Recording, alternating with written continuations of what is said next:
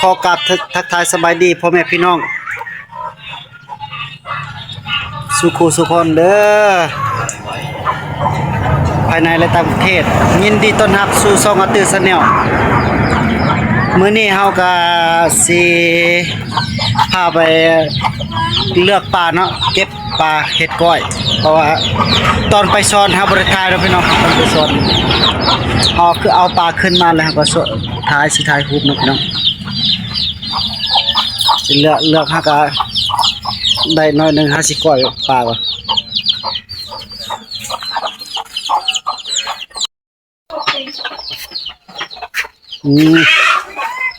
นี่ปลาตัวนั้น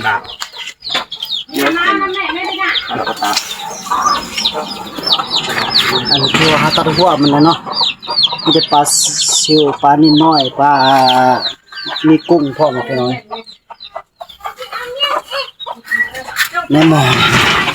น้ำบักละลายนึงพี่น้อยแต่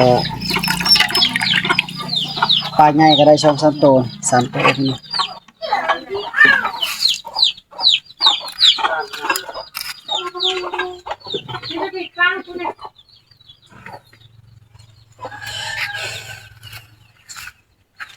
เพราะว่าบ่มีขาตั้งกล่อง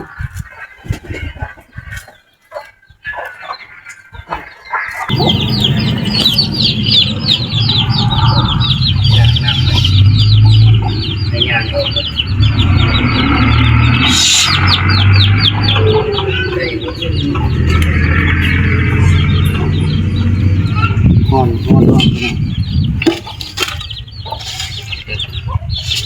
ใส่น้ำอีกมัน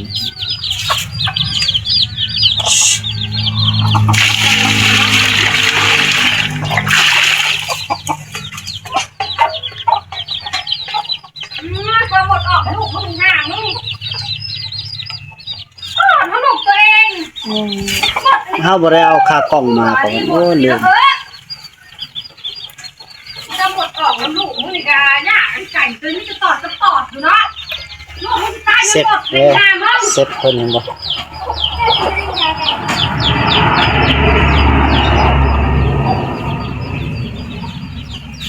สบายดีกล้องเนี่ยเสร็จไปบายบ่เป็นก็ฮักจะเล่นอยู่นี่ค่ะไม่ต้องเสียนี่คนให้อีน่าพูดเป็นเหมือนเราเนี่ยอีน่าไม่น่าเราอีน่าเป็นเลยก็ตอด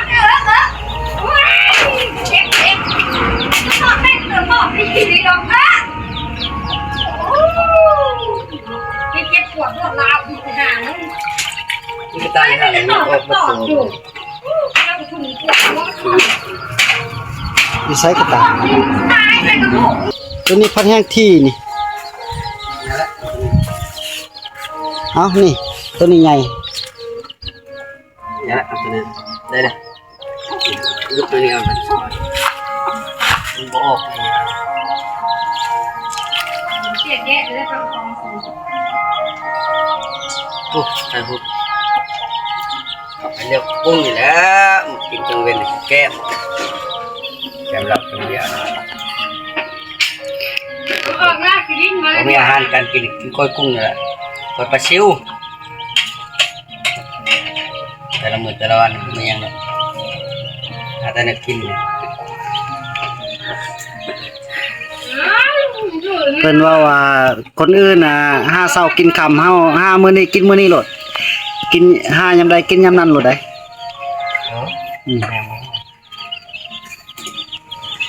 คนอื่นยังว่าแต่จริงๆไงลำป้ามึงลงไงไม่ได้นั่งนะ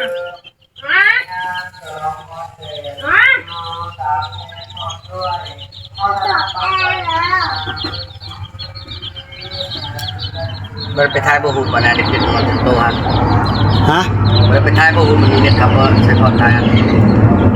บอลได้บอลเขาแห่ผ่านนี่บ่เอาบุกไปก็ไปจังหน่อยบอกว่าเจ้าอะไร ตอนแรกเขาก็แห่อีกทียัง มันไม่ได้หน้าพวกนั้นมาเตี้ย ที่ มาพวกนี้งั้นก็บ้านเดินเนี่ย จะสบาย มันถูกมากดิ นี่ก็หังกะใกล้กะเทียม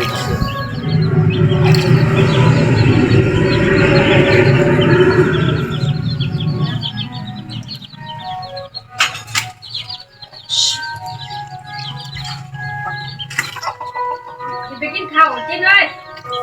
นี่เราโดดใส่ข้าวใส่น้ำโดดใส่ทอดซักเราโดดขึ้นมาแล้วคือ เนาะพี่น้องเนาะ นี่พอ แต่น้อยเฮาก็สิไปติดตามตอนนั้นน่ะตอนเฮาเฮ็ดกินแล้วเนาะพี่น้องเนาะ อยากไปดูไปกินในกัน เดี๋ยววันนี้เฮาก็เลือกปลาใกล้สิสำเร็จแล้วเนาะ กันมาแล้ว มารับชมตอนเฮาเฮ็ดกินเรียบร้อยแล้วจังได๋เฮาก็ ไม่ใส่จะใส่ มาถ่ายต่อเนาะ นะ ราคาจะเพิ่มขึ้นอีก 20 เท่า เจ้าเมื่อไหร่ตาแดงกับแหวกจอบวิ่ง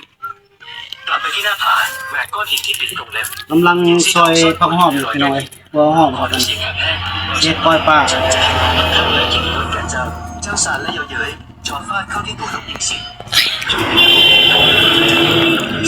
นกยิงสีทองที่เขาเล็บเลือดไหลลงมาตามหลังมือเจ้าเมื่อไหร่โดนจัน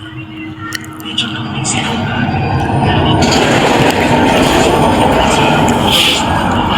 ย่าจึงขึ้นเขาไปเก็บสมุนไพรได้ยินเสียงตะเบาจากหน้าผาพอแบบยิงสีทองเลยเราจะเห็นย่าจะเห็นหลังท่านมาห่อลูกสีทองแล้วก็มาข้าวต้มเคี่ยวสมุนไพรจนละเอียดแล้วนำไปทอดที่ปิดยิงสีจากนั้นก็ต้มจุกข้าวใช้ไม้ไผ่เล็กๆป้อนทีละนิดแล้วจะดูแลมือลูก เซฟพี่น้องบ่ว้าตทำปล่อยปลาทำปล่อยกุ้งพี่น้อง ผักกระโดนนะกะอันนี้ต้มมาทิ้งกินกับมันน้อยเดียวเนาะ พูดอยู่บนโมแบงอยู่ดูตัวน้ำมันนี่ได้ ดูใช่ ลูกกระโดดในบ่อะไรโมแบง ไม่ป่ะ อ๋อบ่ทิดบักแล้วมันปงออกมาปง มึงแบงนี่ป่ะ เออ แล้วก็เลยเอาอาซีมันตึกเสร็จแล้วครับผม บ่สโตเลย กระโดนป่ะ ได้อันนั้นเลย ซีมันรู้แต่บ่พอขาด สีมึงพอเท่าจะไปหันจะเห็นดอกกระซากใบมันปงนี่มันงาม มึงแบงเลยป่ะ เออ ที่โมแบกไปผ่าบ่ ได้อันนั้นเลยตัวโมแบงอะไรล่ะ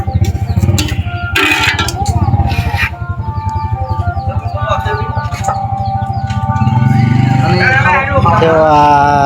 สิสำเร็จแล้วเนาะแต่รถถ่ากินเนาะพี่น้อง แล้วแม่ลูกกาเนี่ยตัว อ๋อตกพี่น้อยแซ่บบ่แซ่บก็เฮ็ดเองพี่น้อยก้อยปลาซิวพี่น้อยแถมกุ้งพร้อมก้อยกุ้งกับแม่นี่มาแซ่บพี่น้องมา เด็กปวดกระปากกันย้ำ มาเด้อบ่อยาก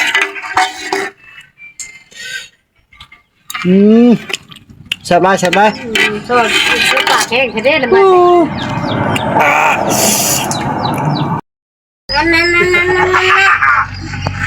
มากินข้าวเด้อพี่น้องเด้อได้แล้วบ่มากินข้าว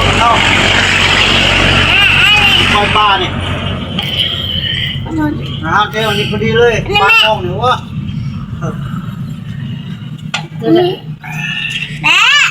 มองหน้าเลย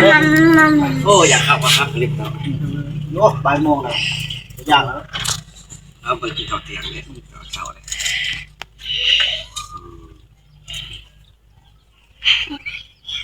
กินได้ยังลาอยู่นะน้องมาเด้อกินกดปลาเลย บอกลุงพันบ่ จะติ้งไก่ ปลากุ้ง โอ้ยคุไปบ่ได้แล้วอ่ะ นาเต้งไก่สิตาย เอาบ่แย่หรอแซ่บบ้ามา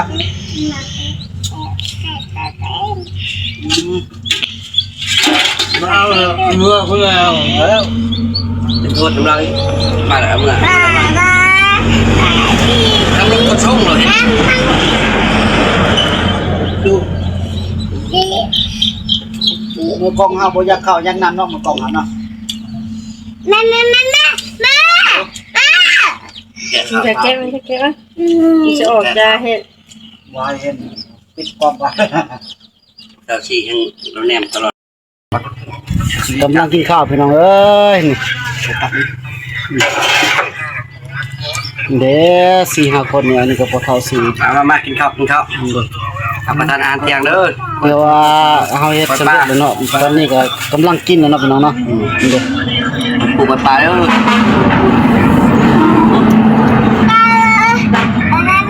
โอ้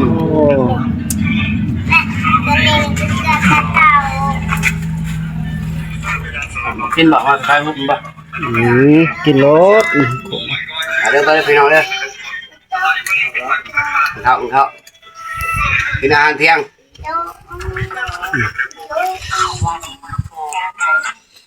ต้นไข่เดียวใส่กระตา กินอาหารเพี้ยนพี่น้องเอ้ย แม่มาจะกินไก่หามาแล้วบักเตี้ยเลย อาหารแซ่บ อาหารเที่ยง อ่ะคลิปเฮามาฮอดนี่ถือว่าจบสำนี้เนาะกินข้าวก่อนบรรยากาศขออวยพร FC ให้จงมีสุขภาพแข็งแรงเด้อให้ร่ำรวยปีใหม่ก็ให้โชคให้มานให้ถึงเลขถึงเบอร์ได้ เพื่อน